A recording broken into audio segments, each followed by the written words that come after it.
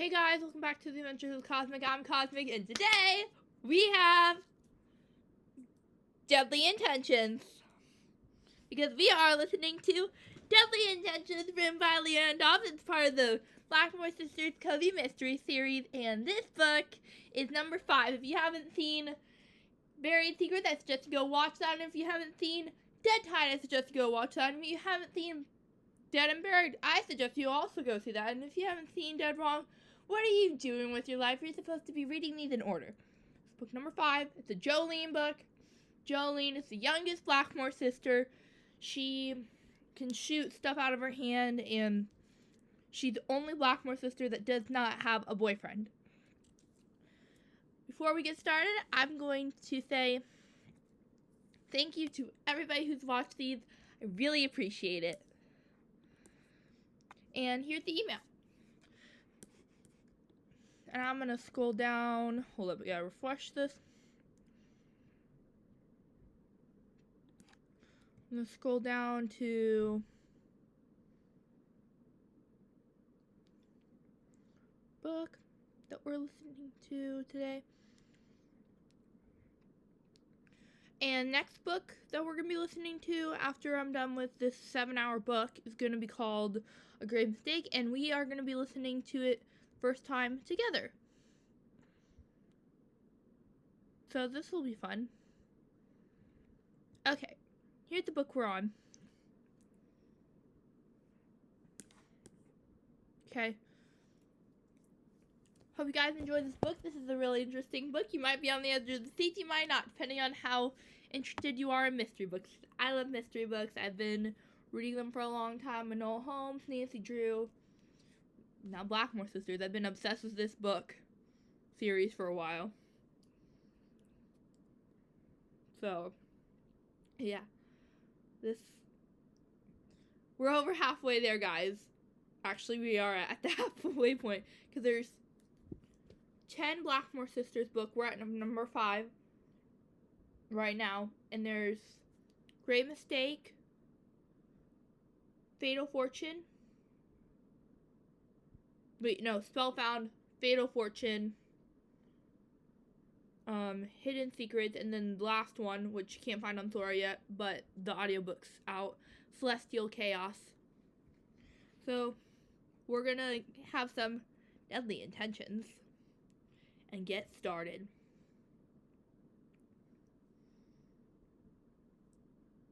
Deadly Intentions, Blackmore Sisters Cozy Mystery Series, Volume 5.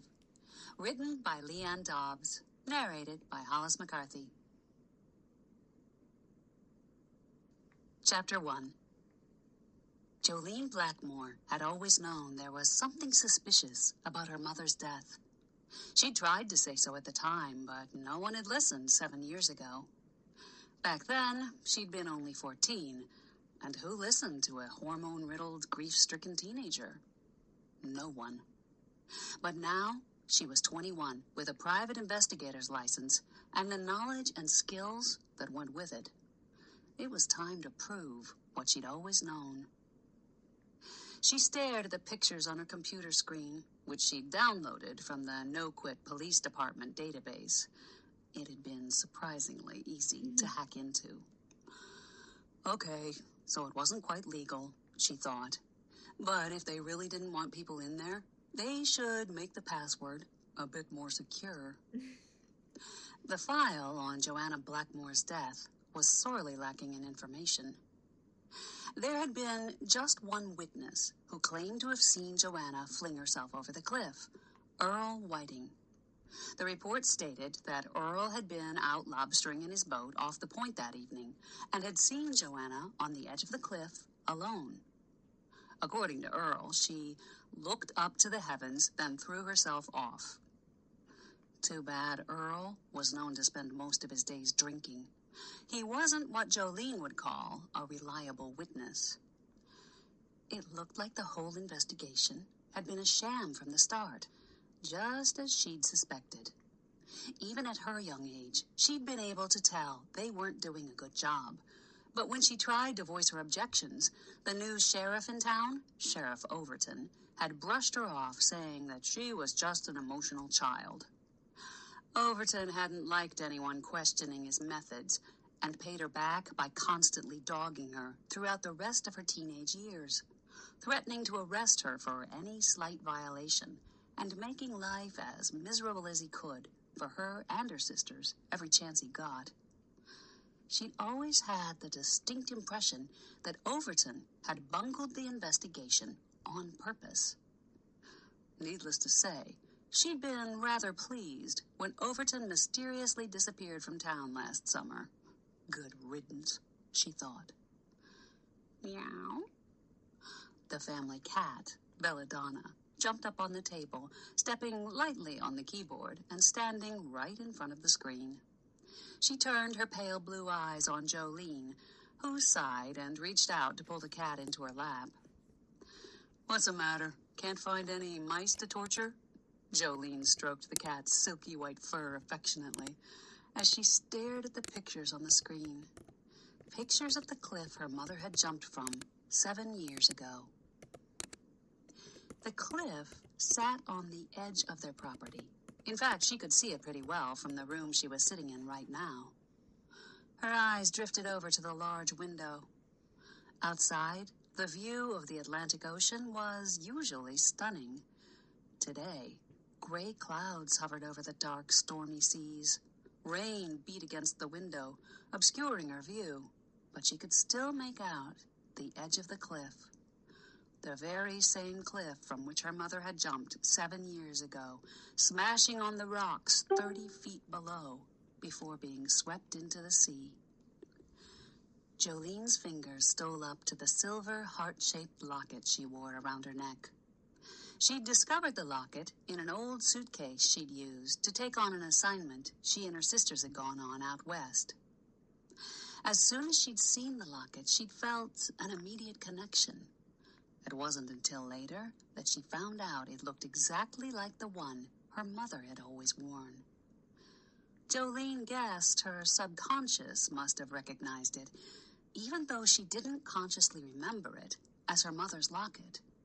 She'd been too self-absorbed at 14 to think much about what jewelry other people wore, but she'd been told her mother never took that locket off. So, the locket she'd found couldn't possibly be her mother's. It didn't have any pictures inside, and the design wasn't that uncommon. She'd researched it. So, it must be just a strange coincidence. Too bad Jolene didn't believe in coincidences. Belladonna reached a pink paw up and batted at the locket. You don't think it's a coincidence either, do you? Jolene asked the cat, who answered her by settling into her lap and purring loudly. But the locket couldn't be her mother's, because she would have been wearing it when she jumped. And if that were the case, it would have smashed to bits on the rock, and those bits would have fallen into the ocean, unless she hadn't been wearing it that day, or someone had taken it from her before she fell. Jolene shuddered at the thought of her mother's slim body plummeting down the steep cliff. She could almost hear the sickening crunch of her hitting the jagged rocks below. She couldn't imagine why anyone would do that to themselves, especially not her mother, who she remembered as being perpetually cheerful and happy. Everyone had said the premature death of Joanna's husband, their father, years before had worn her down. She'd been depressed and finally couldn't go on. But Jolene didn't remember her that way. Naturally, they'd all been devastated when their father died. But Joanna had bravely soldiered on. It had brought her even closer to her daughters. Jolene felt certain her mother would never have left them alone like that. Not unless she was forced to. Or maybe Jolene had just been too absorbed in herself to notice how her mother had been hurting. Jolene leaned forward, dislodging the cat from her lap. She clicked the mouse, flipping from picture to picture. There has to be something here in these pictures, some kind of clue. Belladonna stretched and let out a tiny meow. then stepped back onto the table, blocking the screen once again. Shoo! Jolene wrestled the resistant cat out of the way. In the struggle, Belladonna's paws pushed down on the keyboard, pressing keys at random. The cat jumped down from the table, and Jolene looked back at the computer screen. Apparently, Belladonna had pressed the right combination of keys to enlarge the picture. Jolene fiddled with the keyboard, trying to put the screen back to normal size. Then, something in the picture caught her eye. Jolene squinted at the picture on the screen that showed the edge of the cliff where the grass ended and there was just bare dirt. This was the exact place where her mother supposedly stood before jumping 30 feet to the ocean below. All accounts said her mother had been alone on the cliff that night. But if the accounts were true, and her mother had been alone, why were there men's shoe prints in the dirt? Does she have big feet? The sound of laughter drifted down the hall, announcing the arrival of her sisters, and pulling Jolene from her thoughts. She clicked off the screen before they could see what she was doing. She didn't want them to know she was looking into their mother's death, until she had something more to go on. No sense in stirring up those painful memories until there was a solid reason. Working this late? Fiona frowned at Jolene. You should take some time to relax. Jolene's heart warmed at her sister's concern. Fiona was the second oldest, and she and the oldest sister, Morgan, had taken over the job of mothering Jolene after Joanna had died.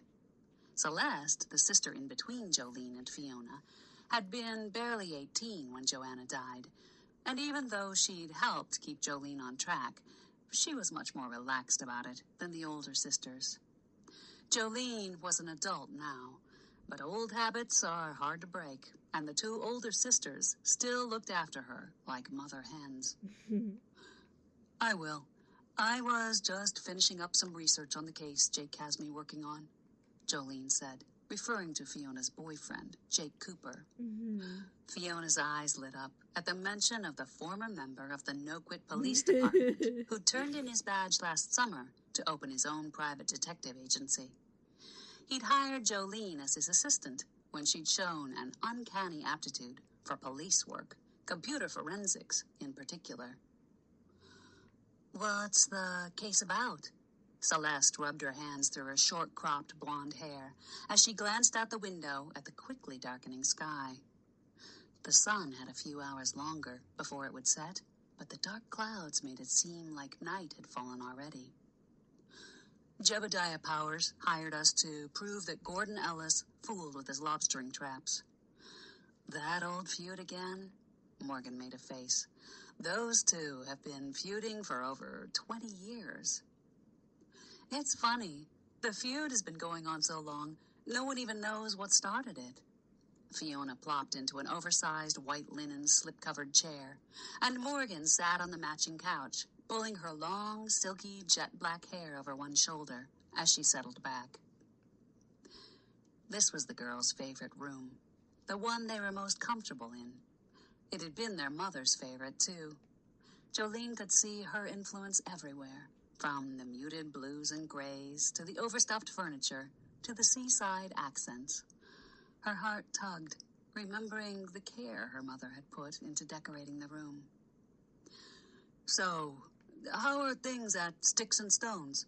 Jolene asked about the shop Morgan and Fiona ran together, mostly to distract herself from thinking about Joanna. Great, Morgan said. We're getting more and more customers traveling from all over the place, not just people here on vacation. Word is getting out about how powerful Morgan's herbal remedies are, Fiona added. Not just the remedies, Celeste cut in. I've heard more than one person talking about your healing gemstone jewelry and how it helped them with certain problems. You guys are getting quite a reputation. The sisters ran Sticks and Stones from an old cottage located just outside the main part of town. They sold herbal remedies and healing crystals. There was no surprise that business was booming. The healing herbs and stones the girls made were more powerful than any ordinary herbs and stones, because Morgan and Fiona had a special way with energy that enhanced the power of the herbs and stones. And they weren't the only ones in the family who had special powers. No. All four of the girls had discovered they had what they called gifts over the past 2 years. It had come on slowly at first, but over time, they had developed them so they could control them better. Jolene frowned slightly. Was it strange the four sisters shared paranormal powers? Maybe it was a family trait, like the ice blue eyes that each of them had in common. Had their mother had special gifts too? Maybe. Jolene didn't remember anything like that, but then again, most people with gifts didn't talk about them much. She knew she and her sisters tried to keep their odd powers a secret. Maybe their mother had too.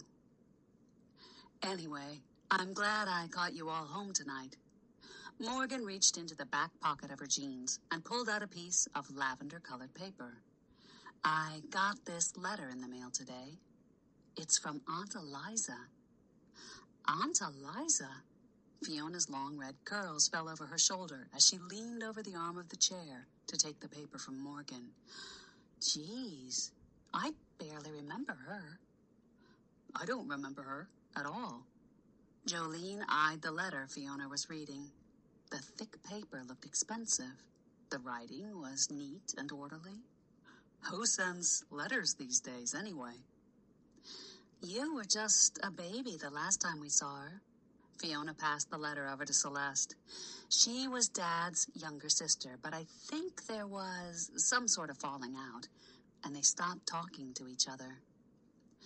It says here she's coming to Noquit for a visit. Celeste tapped the paper. I know, Morgan said. I was thinking we should invite her to stay here. After all, this was her home once. Oh, yeah. Celeste passed the letter to Jolene. I guess I forgot that Dad's family lived here before we did. The centuries-old house had been home to generations of Blackmores. Originally built by Isaiah Blackmore 300 years earlier, it sat on a point of land situated at the mouth of Perkins Cove, with the Atlantic Ocean on one side and the channel leading to the cove on the other. The house had been modified and added to over the years, but a Blackmore family had always lived there, including Jolene's family, along with their grandmother, who had passed away years ago. And now it was just her and her sisters. It was hard to imagine her father as a little boy running around the big mansion with his sister, not to mention the countless other generations that had lived there before them. If the house could only talk, Jolene was sure it would have some stories to tell. She looked down at the letter in her hand. A chocolate brown curl fell in front of her face, and she brushed it away absently as she studied the words in dark purple ink that looked almost like they had come from a fountain pen. The scent of lavender wafted up from the paper. She got the distinct impression that even though she didn't remember Eliza Blackmore from her youth, the woman was going to be someone she would never forget. So, what do you guys say? Morgan prompted. Should we ask her to stay with us? Sure, Fiona said. As long as no one else objects, I don't see why not. Yeah, it could be fun getting to know her better. I mean, we really didn't know her well as kids. She was a lot younger than Dad, wasn't she? Celeste asked. Yes, as I recall she was. I think she's only in her early 40s. We have so few relatives now that I think it'll be fun to have another Blackmore to connect with. Morgan turned to Jolene, who was still staring down at the letter. Don't you agree, Jolene? Huh? Jolene looked up. Oh, yes, of course. Invite her here for as long as she wants to stay. I don't see any phone number or email address to contact her, though. Did the envelope have a return address? No, Morgan frowned. That's the strange thing. It wasn't even postmarked. I just opened the mailbox and there it was. So, how will we let her know if she can stay here? Fiona asked. I wouldn't want her to book a hotel and lose her deposit. Morgan shrugged. I guess the only way is to tell her when she gets here. And when is that? Celeste asked. Tomorrow. Wow! Belladonna wailed, just Dang, as a girl. blinding flash of light lit up the sky outside the window. 2 seconds later, the thunderous boom had them all jumping out of their seats. The lights flickered, but stayed on. Jolene's heart thudded in her chest as the four sisters exchanged nervous looks. It was early summer, and thunderstorms certainly weren't unusual. The girls had weathered plenty of them in this house before. Jolene just hoped this storm wasn't a harbinger of things to come. Chapter 2. Celeste Blackmore woke to the warm rays of the sun on her face. She squinted one eye open and looked directly out her window at the glowing yellow ball rising out of the ocean. Last night's storm had passed, and it looked like today was going to be a beauty. She kicked the covers off, slid out of bed, and stretched her slim, muscular body. Turning toward her closet, she rooted around in the pile of clothes on the floor for a pair of yoga pants she could wear down to the kitchen for her morning wheatgrass drink, before showering and heading off to the studio, where she taught yoga and meditation. Looks like it's going to be a corker today. Celeste's heart leaped into her throat. She whirled toward the voice, then relaxed as she recognized the misty figure swirling in the corner. She should be used to this by now. Morning, Grandma, Celeste said. The mist swirled around and then manifested into a see-through version of Celeste's grandmother. Morning, dear. She turned to the window. I do so miss these summer sunrises. Sorry. Oh, nothing to be sorry about. Grandma turned from the window, a big smile on her face. It's much nicer on the other side, anyway. Well, I'm in no hurry to find that out. No doubt. I hear you'll be having a visitor. You mean Aunt Eliza? Yes. Grandma's face took on a pinched look. My youngest. She was a surprise, you know? Always so headstrong. I never forgave myself for the falling out we had. She took off, and that was the last I saw of her. I'm sorry. I never thought about it that way. Celeste felt a pang of sorrow for both her grandmother and her aunt. She never contacted you or my father over all those years? No, but don't let that color your perception of her. You'll like her. You have a lot in common. You mean she sees ghosts? Grandma laughed. No, you're the only Blackmore whose gifts manifest themselves in that way, as far as I know. I just think you girls will get along with her, and I'm glad you're inviting her to stay here. Well, it is her house too, I guess. That's the spirit. Oh, and one last thing. The key is in the locket. Key? What key? Celeste narrowed her eyes at her grandmother. Who knows? Well, that's enough chit-chat. I really must be going. Grandma's ghost waved her hand dismissively, the charms on her bracelet swaying to and fro as she evaporated, leaving Celeste staring at an errant swirl of condensation drifting to the floor. Leave it to Grandma to be so vague. Celeste shrugged, then turned back to the pile. Like her sisters, Celeste had been blessed with paranormal abilities. Her gift was that she saw ghosts. She was used to her grandmother, and sometimes other ghosts appearing and talking in vague terms, so she couldn't put too much stock into what her grandmother had said.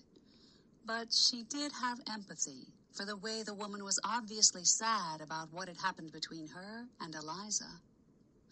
Celeste felt a pang of sadness for Eliza, too. She didn't know what had happened to drive her from the family, but she imagined the woman must have been lonely all these years. Maybe Celeste and her sisters could make up for some of that.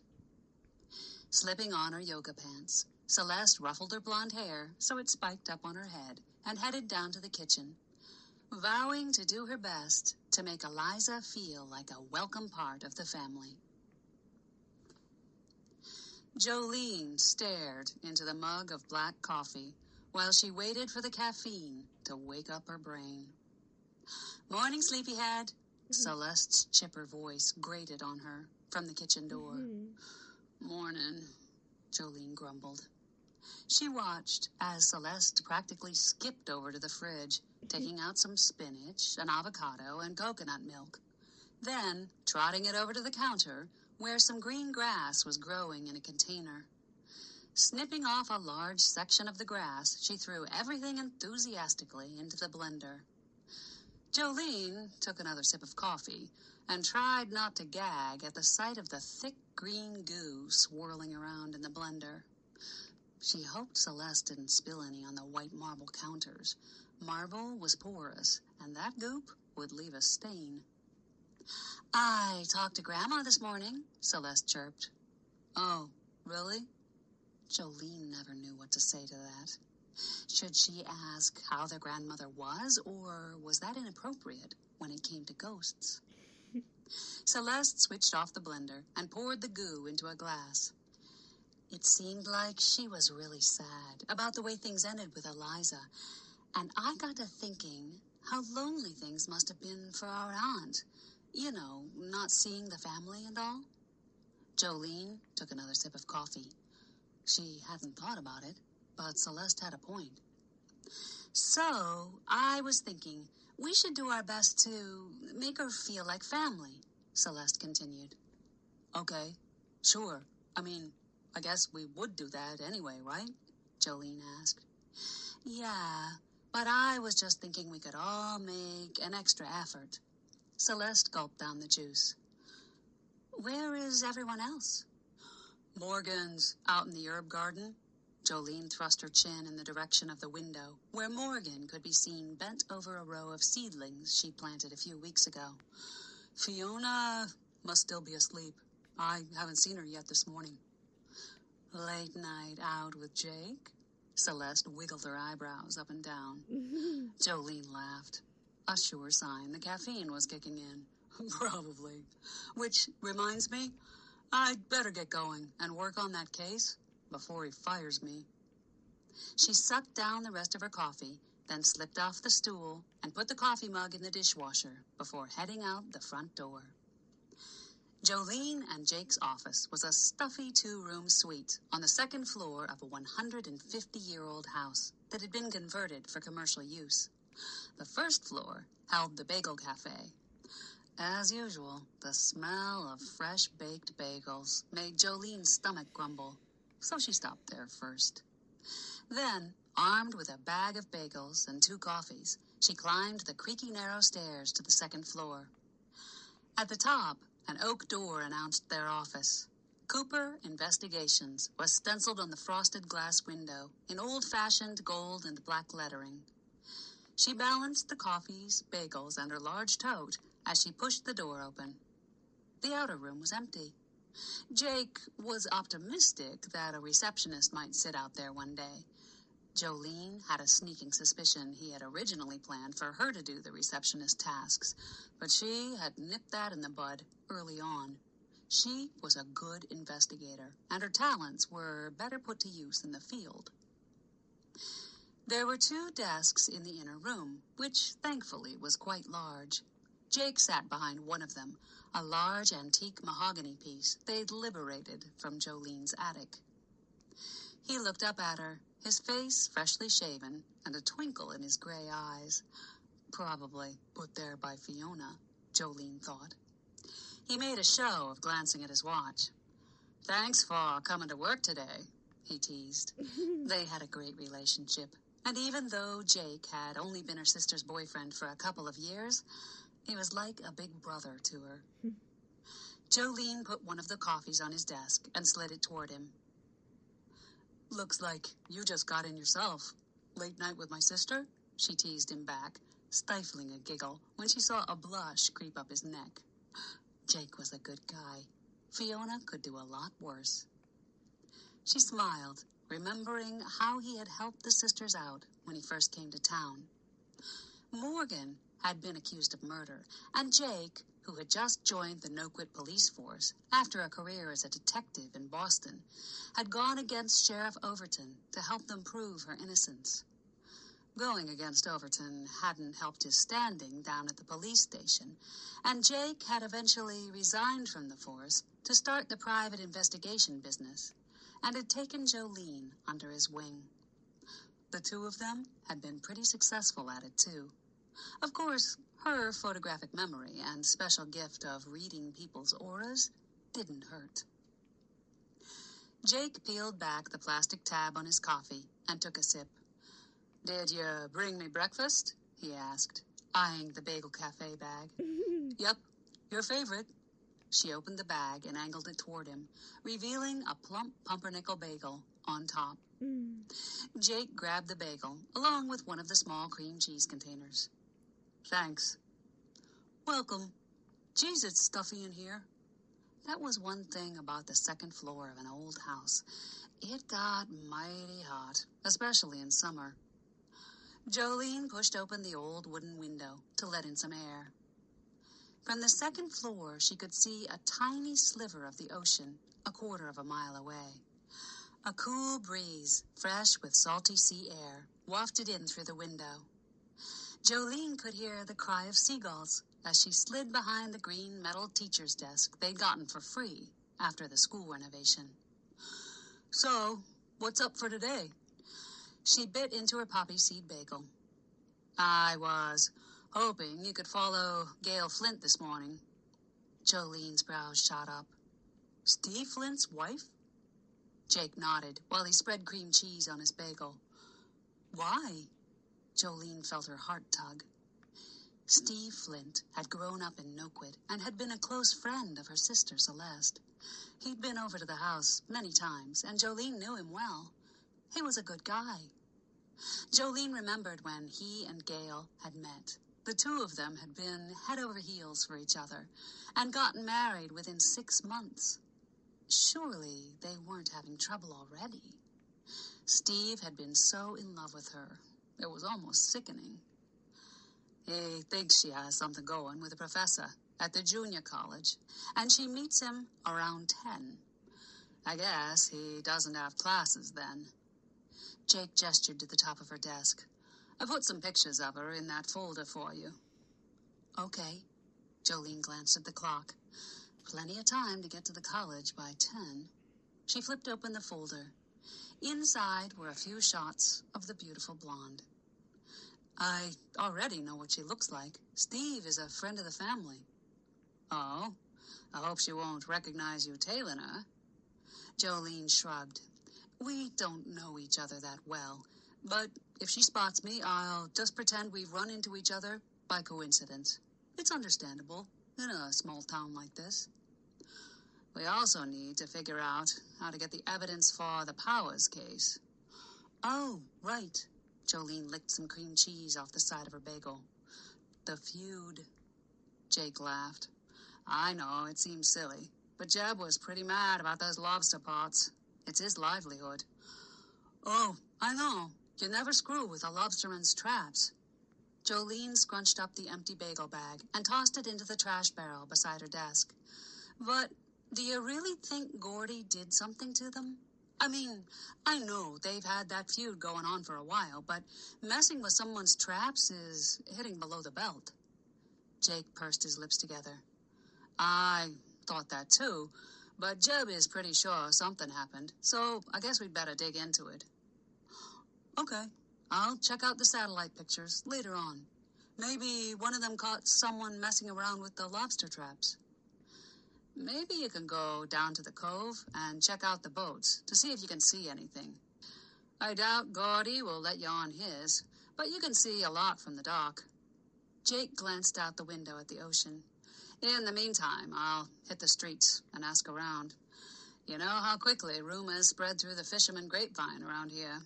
Yeah. Jolene nodded. The fishermen were worse than the blue-haired old ladies under the hairdryers down at Mavis's Cut and Curl when it came to gossip. "Oh, and Luke called." Jake continued. Sounded like he might have something for us, too. Jolene cocked an eyebrow at Jake. Oh? Another mysterious assignment?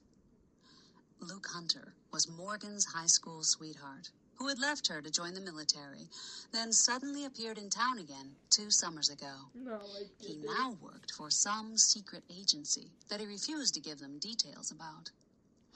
The odd thing was that the agency seemed to know all about Jolene and her sisters and their special gifts, and was keen to hire them to help out on cases. They'd already completed one assignment that involved digging up an old treasure out west, and it had proven to be interesting work. Jolene still had no idea what this had to do with the government, or even if it did, but she wasn't about to look a gift horse in the mouth. Jake shrugged. He didn't say exactly, just that he'd heard rumblings about something being up. Well, I can't wait to see what that's all about. Jolene slid out from behind the desk and made her way to the door, stopping with her hand on the knob. Are you going to be over for supper tonight? My long-lost aunt is coming to visit. Jake looked up from his laptop screen, his lips cocked in a crooked smile. I heard. Wouldn't miss meeting another Blackmore woman for anything. The rest of you have all been so fascinating. Jolene pulled the door open, shoved her oversized sunglasses on her face, and looked back at Jake over the top of them. You can say that again, she said, then disappeared out into the hall. Chapter 3. Do you remember much about Aunt Eliza? Morgan looked across the cottage at Fiona, who was bent over a gold and amethyst necklace laid out on her work table. Fiona glanced up, her ice blue eyes narrowing slightly. Gosh, we were just kids when she went away. I don't remember much about her. Morgan pressed her lips together. She didn't remember much about Eliza either. She'd been too preoccupied with teenage things to pay much attention to an adult aunt, even if Eliza was only 10 years older than she was. She turned toward the tall, rustic shelf that housed her selection of dried herbs in old-fashioned glass apothecary jars. She loved the look of the jars, which she'd acquired at yard sales and auctions, all lined up on the wooden shelves that were accented with layers of chip paint. The cottage that housed Sticks and Stones had been in the family for generations and sat on a large parcel of land about 2 miles from their home. Their ancestor, Isaiah Blackmore, a sailing merchant, had settled the town. Rumor had it that he originally owned all the land from their house on the point to the cottage, but most of it had been sold off over the generations. For some reason, the family had always kept this cottage, and Morgan was glad. The one-story cottage was small, but she loved it here. They hadn't done much to it in order to convert it into a store. It was already one big room. They split the main room with Morgan and her herbs on the left and Fiona and her crystals on the right. Behind the main room were a small bedroom and a bathroom. What had once been the kitchen area was on Morgan's side, and she'd removed cabinets and appliances, then rearranged it a bit to fit in her herb displays. The sink came in handy for making her remedies, which, she realized, she should be doing now. She glanced out the window over the sink. The rose bushes that matched the ones growing along the front porch were starting to bloom. Birds chirped and twittered as they flitted between the branches of the trees in the woods behind the cottage. If she squinted and looked directly to the back of the woods, she could make out a faint line of sparkling blue ocean a half-mile away. She turned her attention back to the shelves, the old pine floorboards sighing as she reached up to pull down the jars of lemon verbena and oregano. Laying out some mesh tea bags, she took a pinch out of each jar and placed them in the middle of the bags, touching the herbs gently with her fingertips so as to infuse them with as much healing energy as possible. Do you think Eliza has any unusual, Gifts? You know, like us? Morgan asked. Fiona squinted down at the necklace. The amethyst stone glowed slightly when her fingers brushed against it. She answered without looking up. I hadn't thought about it. You'd think we would have heard if she did. I never heard of anyone else in the family having them. Me either, but just because we haven't heard about it doesn't mean no one else has them. Still, I don't think we should let on that we do.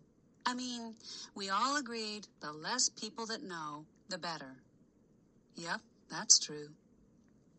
The girls had discovered early on that it wasn't a good idea to let too many people know about their paranormal powers. People tended to react strangely, and it was better to keep that kind of thing to themselves. I wonder if she'll want to poke around in the attic, Fiona said. Morgan began the process of folding the mesh tea bags over the herbs to secure them. That's a good question. That stuff is hers as much as it is ours. Some of it may even have more sentimental value for her, especially if she remembers it from her childhood. Fiona glanced up. We haven't seen everything up there ourselves. I know. There might be other important historical items, like that journal, Morgan said, referring to an old book they'd discovered in the attic. The book had been written 300 years earlier by Isaiah Blackmore and contained coded clues about a mysterious family legacy. The girls had discovered the meaning of the journal, along with an attic full of treasure already. But the attic was so large, they hadn't explored the whole thing. Morgan had a gut feeling there could be more family mysteries up in the attic, and her gut feelings were usually right.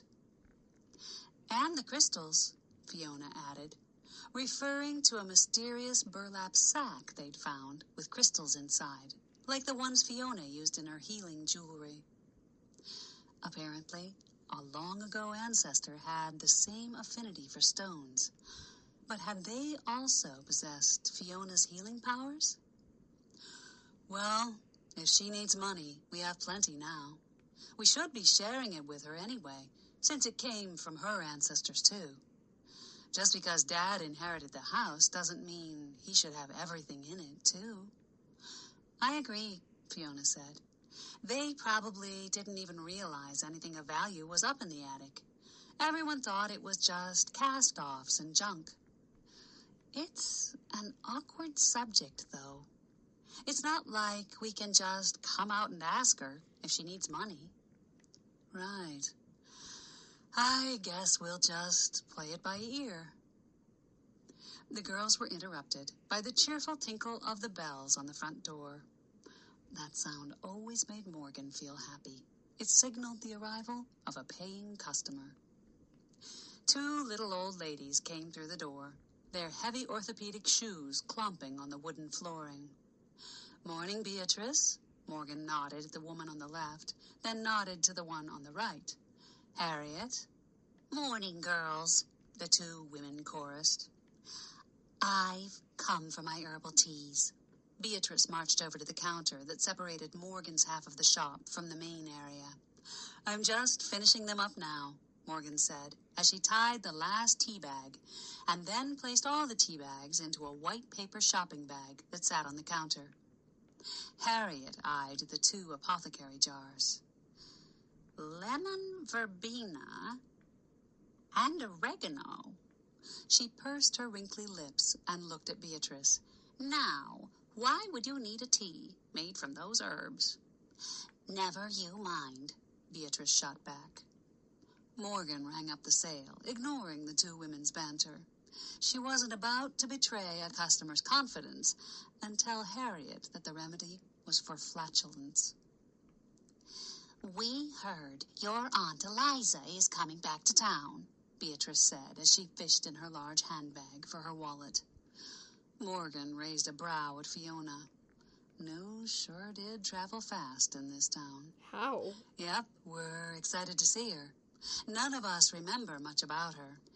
Your grandma was right put out when Eliza up and left like that, Harriet said, while they all watched Beatrice take her time counting out the exact change. Just why did she leave? Morgan frowned at Harriet. Harriet and Beatrice glanced sideways at each other. Oh, we really couldn't say. Surely it can't be a secret after all this time, Morgan prompted. Beatrice pushed the pile of change and bills toward Morgan. No, we really couldn't say because we don't know why. We always figured she just didn't want to be tied down in a small town, Harriet added. I guess that makes sense. Morgan rang up the change. Well, we must be going. Beatrice grabbed her bag and turned toward the door. Ta-ta, Harriet said, following Beatrice.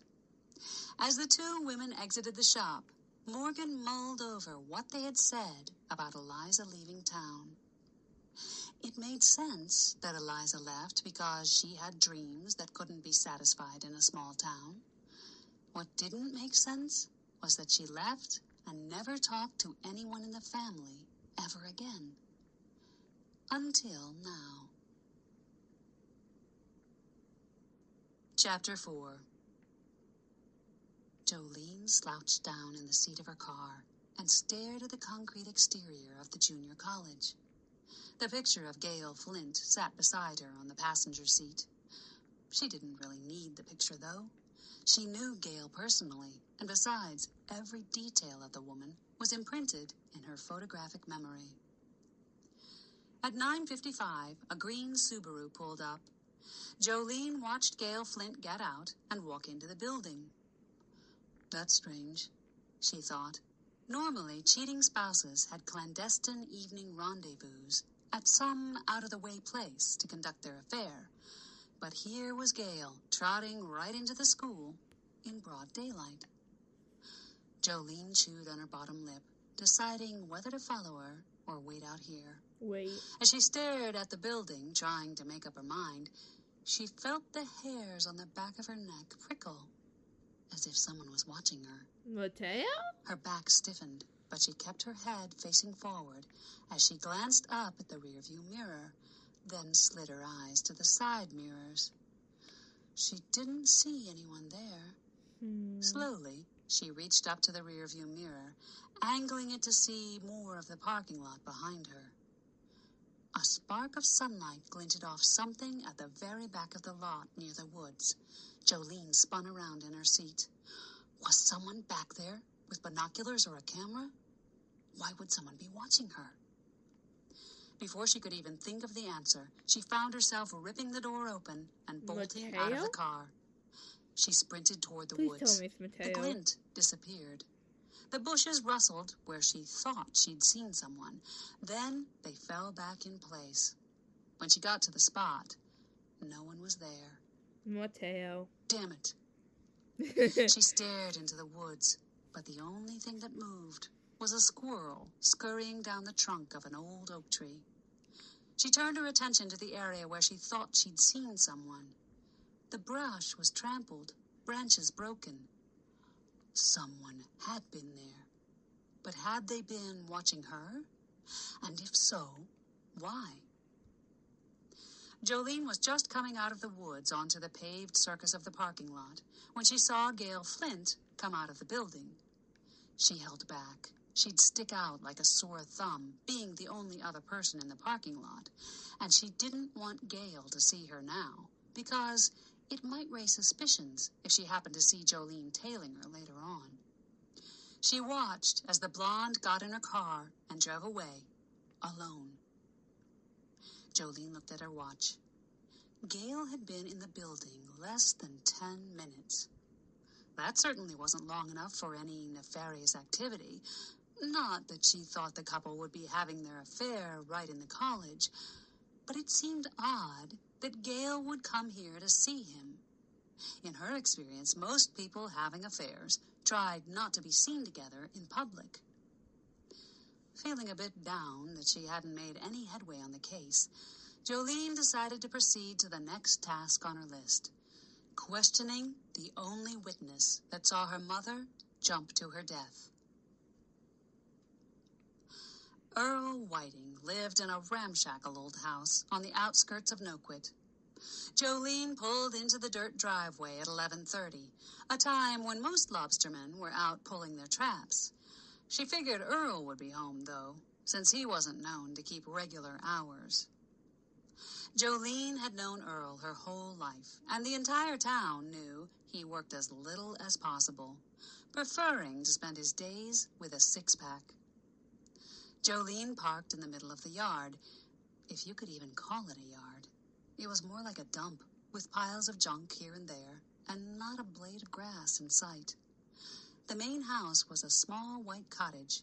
Its screen door hung half open, squeaking loudly as the breeze moved it back and forth.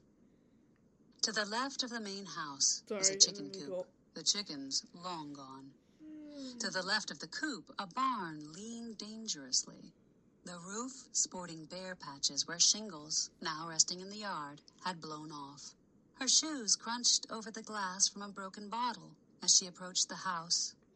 The sounds of a television game show blared from an open window next to the door, where a soiled curtain fluttered in the breeze. Jolene knocked on the door and waited a few seconds, then knocked louder.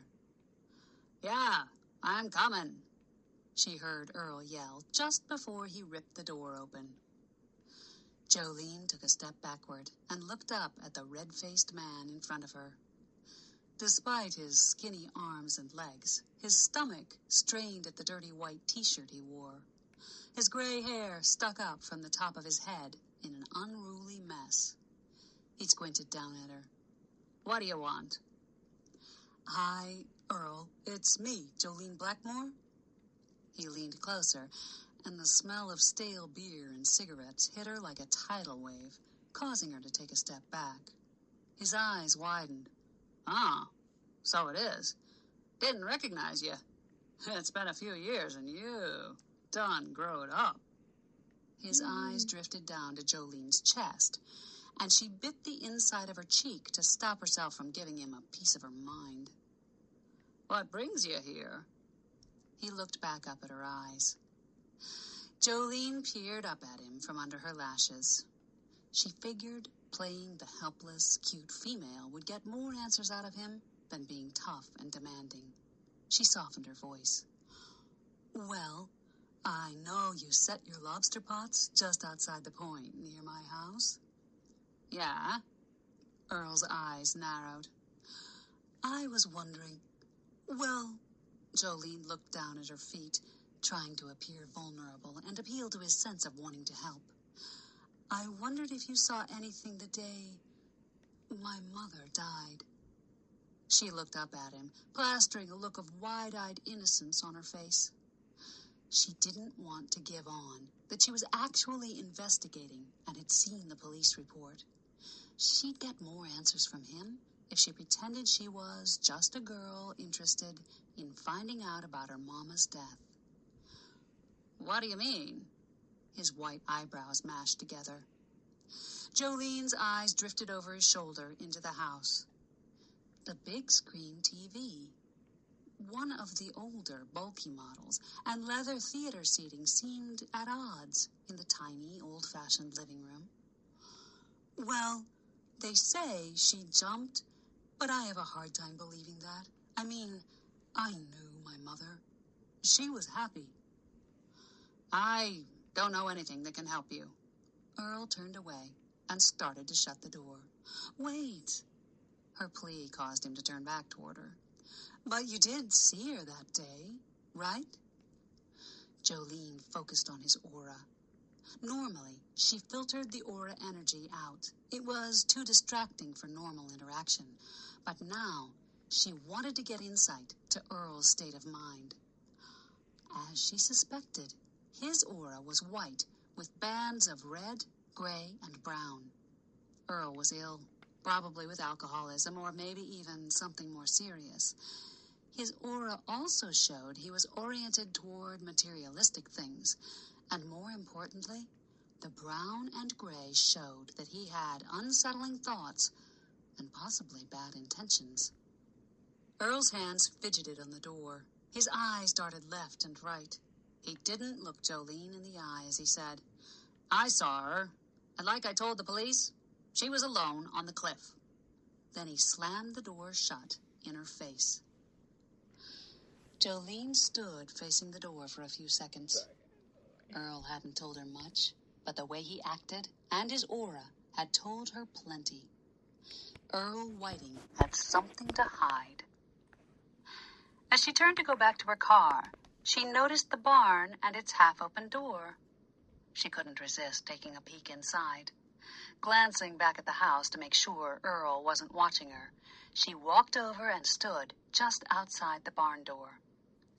Shading her eyes against the sun, she squinted into the dark interior. On the right was a shiny speedboat on a trailer. She knew Earl moored his old, run-down lobster boat at Perkins Cove, but she never knew he had a speedboat. Next to the boat was a Suburban. It looked to be in good condition. Not this year's model, though. Probably a few years older.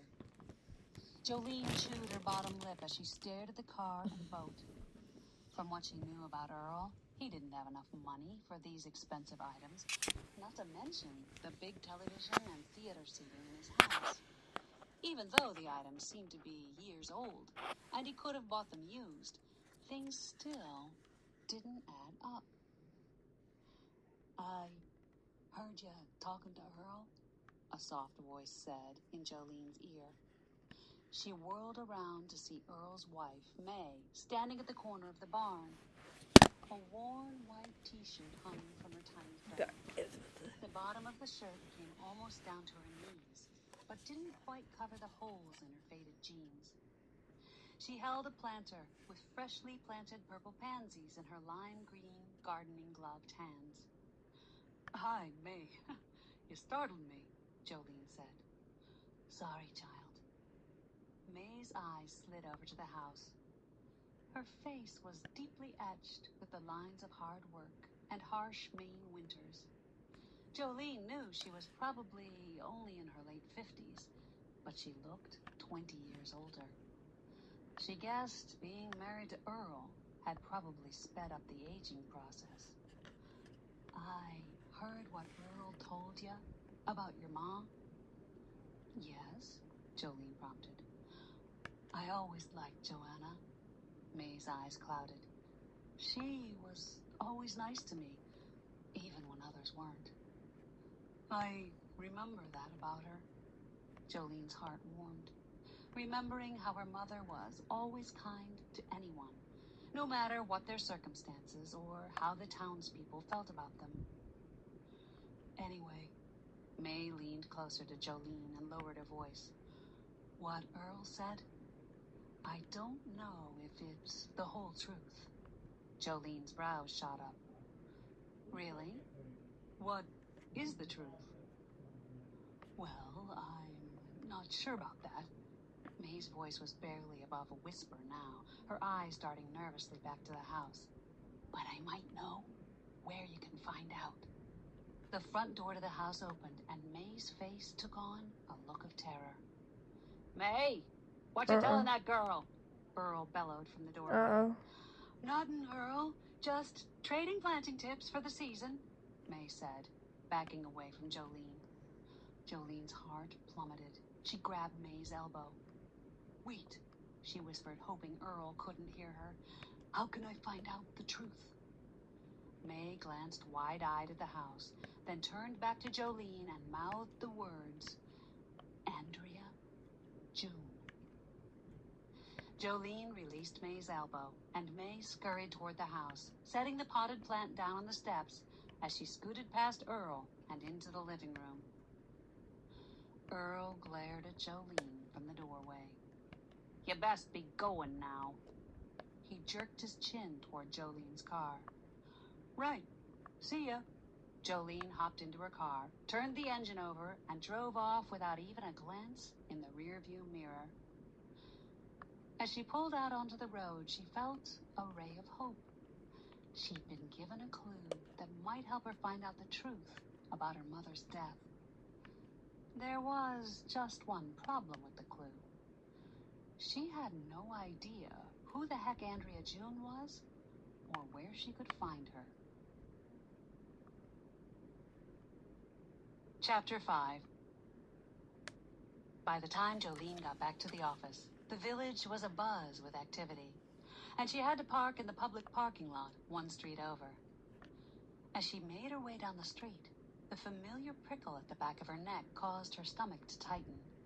She slowed her pace, then stopped in front of a boutique, pretending to admire the bright yellow bathing suit in the window. Tourists crowded the brick-paved sidewalk, sauntering along with shopping bags in their hands. Jolene scanned the crowd through the reflection in the window, her heart skipping when she saw a familiar silhouette a few stores down. The man stood still in the bustling crowd, watching her. She whipped around, facing the man, but he wasn't there. Her eyes darted quickly to the left, then the right, just in time to see the familiar crop of brown curly hair disappear down a side street. "Hey, wait!" she called out, then ran toward the side street, jostling shoppers and causing a little boy to drop his ice cream. Ignoring the irate cries of the mother, she turned the corner, only to find an empty street. What the? Jolene spun around, looking in every direction, but the man had disappeared. She turned and headed back toward the office, her face etched with lines of confusion. She must have been mistaken when she'd seen the silhouette, because the man she'd thought she'd seen was a friend. Even though he was somewhat mysterious and appeared at the oddest times, she couldn't imagine why he would run away from her. He'd always helped her in the past. Why would he spy on her and run away now? She was still pondering this as she climbed the steps to her office. The sound of men's voices drifted through the closed door as she approached. She tentatively opened the door and looked down into the hopeful face of Steve Flint. He sat in Jake's guest chair, his red-rimmed eyes searching her face. "Hi, Steve." Jolene glanced from Steve to Jake. She knew Steve had probably come to ask if they'd found out anything about Gail, and she felt bad that she wouldn't have anything concrete to tell him. "Did you find out anything?" Steve twisted in his chair to face her. "I'm afraid not." Jolene's heart pinched at the crestfallen look on his face. "I saw her at the school, but she wasn't doing anything suspicious." "But you saw her meet him?" "Not specifically. I didn't want to make her suspicious by following her inside. She was only inside for a few minutes, though. She could have gone in for anything." "And then where did she go?" Jolene chewed on her bottom lip. She was afraid he was going to ask that.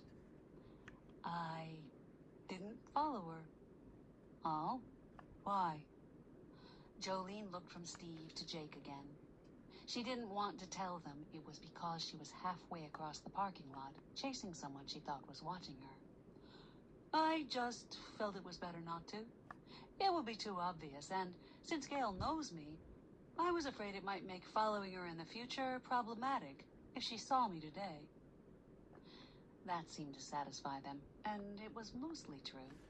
She probably wouldn't have followed Gail anyway, because she was alone. Better to wait until she felt there would be a compromising moment to witness. Steve deflated. "I just want it to be over with.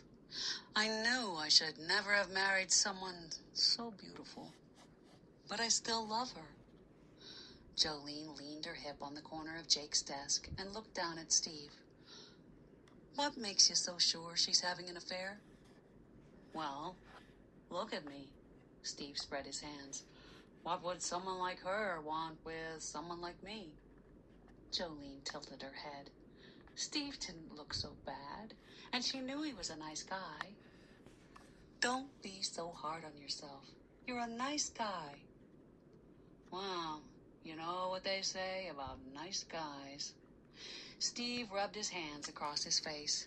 "Anyway, she's been sneaking off and acting secretive. I know she's hiding something, and it's gotta be an affair." "What makes you think it's with someone at the college?" I heard her talking on the phone to a friend. She mentioned something about the college, but when she realized I was listening, she got all nervous and tried to cover it up. Steve sighed. It all adds up.